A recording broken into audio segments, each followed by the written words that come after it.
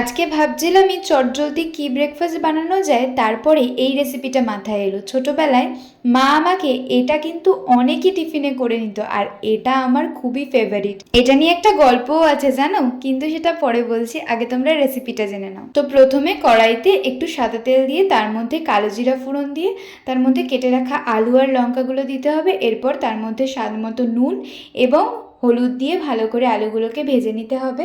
এরপরে আলুগুলো ভাজা হয়ে গেলে তার মধ্যে পরিমাণ মতন জল দিয়ে একটু ফুটতে দিতে হবে। তো আলুগুলো সেদ্ধ হতে থাক, আমি তোমাদেরকে গল্পটা বলি। আসলে ছোটবেলায় এটা যখন টিফিনে নিয়ে যেতাম, আমার বন্ধুরা এটা খেতে খুবই ভালোবাসতো।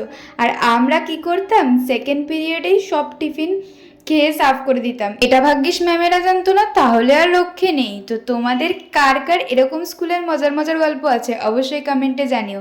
আর আমার টিফিন তো একেবারে রেডি, তোমরা ওই রেসিপিটা ট্রাই করো আর অবশ্যই জানিও কেমন লাগলো।